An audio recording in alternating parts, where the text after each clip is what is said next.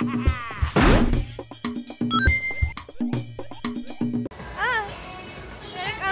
京ゲームショー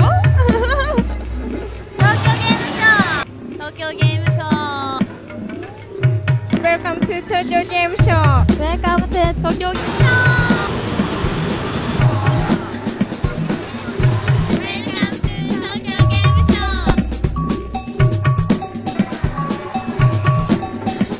Welcome to the game show. So my first question would be if you could just set the stage for Ghost Trick. はい、ゴーストトリックというゲームはSo basically, to set the stage, this story takes place over the period of one night. It starts with our hero, who has been killed, waking up and finding out that he is now a ghost. Along with being a ghost, he's also found out that he's lost all his memories, but it's not all bad because he learned that he has new powers, these new ghost tricks. So with these new powers, he's trying to find out who he is, he's trying to find out who killed him, why they killed him, you know, and he's just trying to figure out as much of the mystery as he can before the night's up. What do you think about the Nintendo DS and why does it lend itself well to a game of this nature? ですね well, there's two reasons we chose the DS for this. One of them is, you know, being a mystery game, we wanted this to feel like you were reading a mystery novel. The DS is very popular in Japan, and it's very easy for you just to pick up. And because it's kind of small, it's about the same size as a book, you feel like you're really drawn into that universe in the way that you would if you were reading a novel. Another thing we wanted to do is we wanted to have these amazing characters, you know, animated very fluidly on this little machine that you could take around with you anywhere, and you can really enjoy that at any time. How did you come up with the idea of like the basic setting of someone dying and finding out why and what inspired you for that? Basically, it grew out of the want to make a game that was completely different from the Ace Attorney series.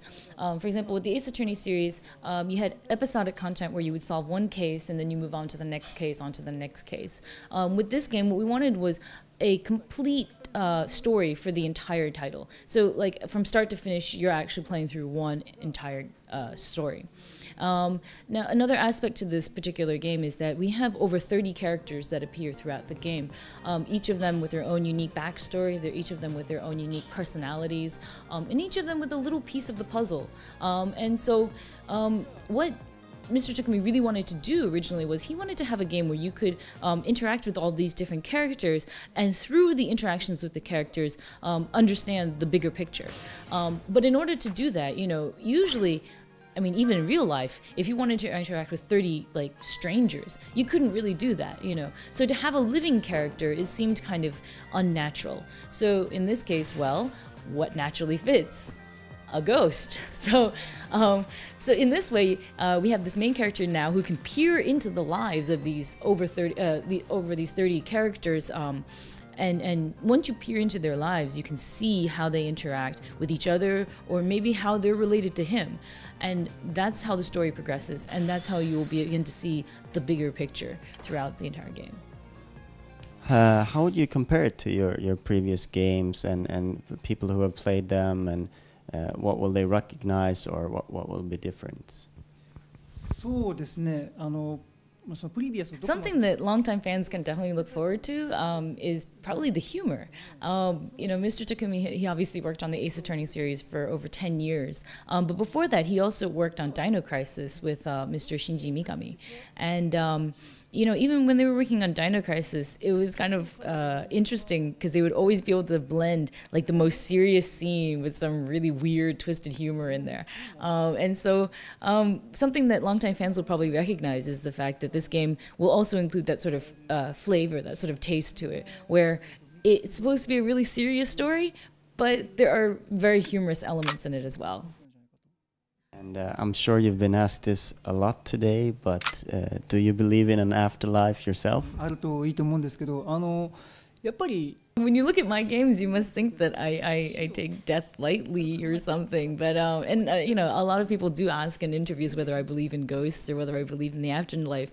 Honestly, I don't really believe in one. I think it'd be kind of neat to have an afterlife. But if I said that I don't believe in an afterlife, then, and I wrote my stories accordingly, it would make for some pretty boring stories. So it's just kind of fun to imagine that there's an afterlife. But the other thing is, you know, I mean, a lot of my games are about, like, and especially with like Ghost Trick, you know, it's about saving people's lives. So in the end, it's about, you know, bringing people back to life. So I hope that people don't take away the impression that I think life is not, you know, a heavy object. You know, life is actually very, very valuable, and it's something that should be treated with care.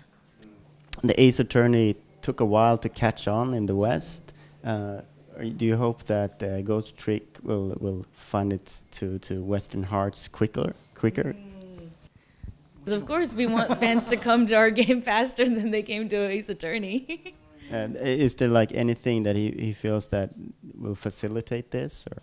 これは難しい。もう確かに逆転裁判も一作目作った時。Yeah, you know, when we made the first Ace Attorney, to be honest, the sales were quite low. It took a long time to build a solid following, and it took almost like 4 or 5 years, you know, to really develop that, even just here in Japan.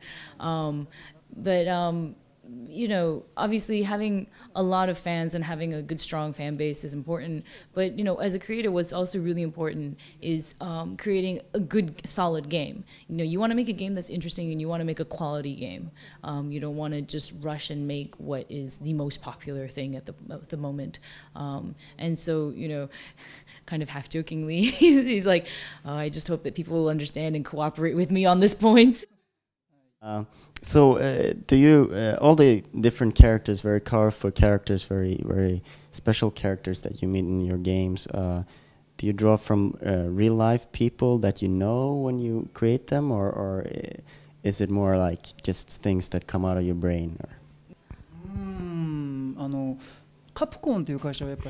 Basically, the inspiration from my characters come from within me, and you know, I imagine these characters myself. But sometimes, you know, when I'm lacking an idea or I need something really quick, I just take a look around, because Capcom is full of some really interesting people, shall we say. Mr. Takumi says, you know, one of the fun things about taking inspiration from people around you is that, you know, you can pick up their most interesting character traits, or their most interesting quirks, and put them in the character. And then actually it's kind of fun on a personal level for him, because then when he shows the people the game, they're like laughing at the character without realizing that they were the base for that character. So it's kind of interesting, you know, because these characters, I mean, they're not like based specifically on people. They are somewhat arranged versions of these people. But I mean, it's just kind of fun. They take on their own life after a while. And no one has been upset? Nobody's really figured it out yet, so I don't have experience to tell you about. But you know, for the most part, like, you know, I said, I write my characters with love. You know, I don't make them into mockeries of anybody. So even if somebody realizes, you know, usually it's some character that they're gonna like themselves anyway, and it's just gonna be kind of an interesting character with a quirk. And so I don't think anybody would really ever get mad. Let's hope not.